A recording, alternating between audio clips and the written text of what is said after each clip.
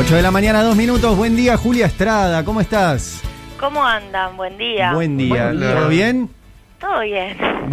Bueno, hablemos. Ayer lo habías adelantado, el número de inflación, 3 puntos. Sí, dijimos 3 ayer, de hecho. ¿Le invocaste? Sí, y lamentablemente le invocó el REM, el Reglamento de Expectativas de Mercado del Central. Sí. Digo lamentablemente porque, bueno, ustedes saben la discusión que existe detrás de este relevamiento, que tiene una participación de una gran cantidad, obviamente, de consultoras y hasta de universidades, pero mayormente hegemonizada o protagonizada por los liberales, sí, básicamente, que siempre han dicho que la inflación iba a ser más alta en gobiernos populares y que la inflación iba a ser más baja con gobiernos como el de Macri. Y cuando arrancó el año, no sé si recuerdan que Guzmán había usado una filmina con el REM sobreestimando inflación mes a mes, y se las había mostrado a los empresarios y les había dicho, ojo, porque ustedes acá están esperando algo que no va a pasar, están esperando una DEVA. Estoy hablando ya en modo, están esperando una devaluación, les decía. Y la verdad es que eso era así, eso era así. Y nosotros además lo percibíamos. Y lo que empezó a pasar, por distintas razones que no tuvieron que ver con una devaluación, justamente, eso no ocurrió, al contrario. El tipo de cambio oficial termina siendo más ancla que otra cosa. Terminan aumentando los precios y termina ocurriendo que, se sostiene el aumento de precios, para decirlo de alguna manera, porque en realidad venimos de un 4,8 de marzo, es decir, hay una tendencia a la baja, ¿no? Pero se sostienen en ritmos elevados, aún bajando, ¿no? Esta es una de las primeras lecturas. Lo que ocurre es que igual tenés un nivel de aumento que, por ejemplo, ahora empieza a coincidir con lo que dijo el REM. Sí, y eso es lo que a mí, no me gusta nada, porque además lo hicieron por otras razones en su momento, y ahora la están pegando, yo creo que por una lógica de remarcación que no se está pudiendo dar vuelta. Cuando uno mira a grandes rasgos, porque sé que ahí Faba iba a hablar también de los principales aumentos, cuando uno mira a grandes rasgos, lo que uno encuentra es que efectivamente hay un 3,1% en la núcleo.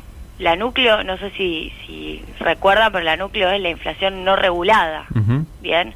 Y ese 3,1% es más bajo que en los meses anteriores, en los 9 meses anteriores. El 3% también es más bajo que el mes anterior. Y eso ya de por sí te genera una reducción.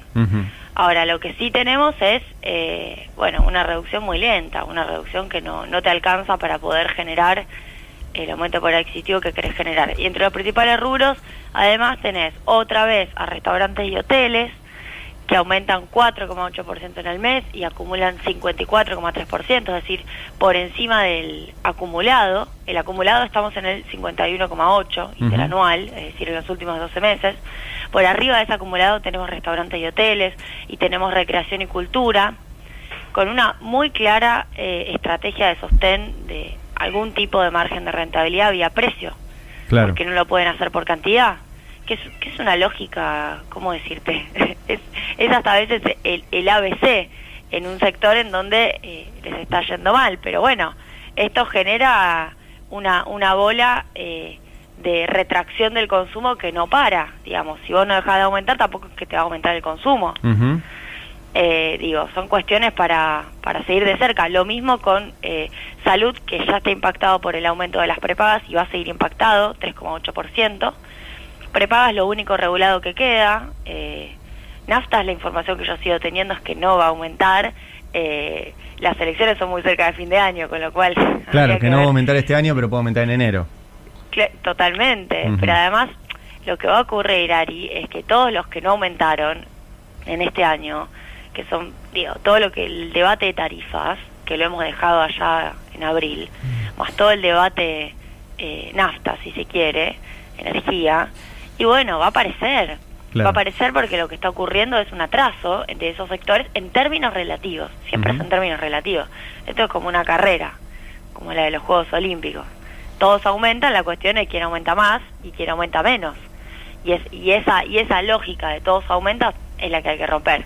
Pero bueno, sé que no tenemos mucho tiempo, Ezequiel Leone ya me ha advertido de este tema, pero sí quería mencionar el tema de los alimentos, que es lo que más nos termina importando. El rubro de alimentos y bebidas no alcohólicas creció 3,4%. En promedio había crecido 4% en los primeros 6 meses del año. O sea, dato, si se quiere, más positivo, que es que creció 3,4, no 4, o no el promedio de 4. Que lo ¿Cuánto dijiste promedio? En promedio, alimentos y bebidas había crecido 4% en los primeros 6 meses del año. Ok. Este mes sí fue 3,4. Ok. Bien, bajó un poquito. Bajó un poquito, sí. Que a ver, es lo que tiene que pasar. No hay un análisis nuevo, no hay nada nuevo bajo el sol. Tiene que pasar que la inflación tiene que bajar. No hay otras variables que la expliquen, que la empujen de una manera ostensible.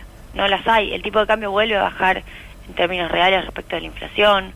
De nuevo, los regulados, lo único que ha quedado dando vueltas ha sido prepagas, que va a ocurrir ahora.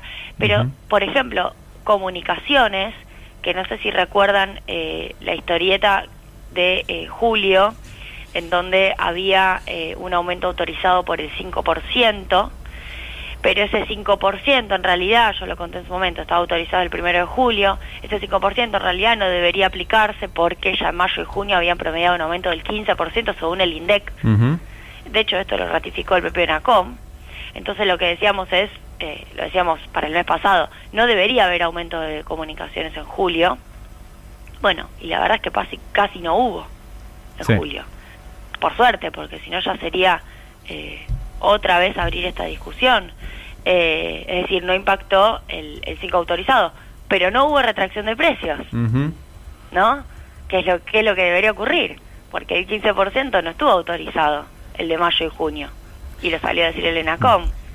Entonces, ¿qué es lo que está pasando? Bueno, sí, hay algunas cosas que no siguen ocurriendo, como algunos regulados, pero la inflación no baja como debería bajar, considerando, para mí, desde mi opinión, todos los esfuerzos que se están haciendo. En las 3 variables que siempre se mencionan en cualquier charla de economía, que es para la inflación, ¿no? La variable cambiaria, la fiscal monetaria y la política de precios y salarios, claramente tenemos a la tercera como explicadora. No hay razones cambiarias, no hay razones fiscales y monetarias, al contrario diría, y tenés un problema en la política de precios y salarios, que es básicamente conflicto distributivo, que en algunos sectores es recuperación de algún margen de rentabilidad, aunque sea chiquito, vía aumento de precios, y en otros sectores es, bueno, sostenimiento a través de esa forma del margen de rentabilidad. Que es lo que no se ha podido discutir hasta ahora. Te hago una cortita, Juli, porque lo dijiste recién, pero para resaltarlo, digamos.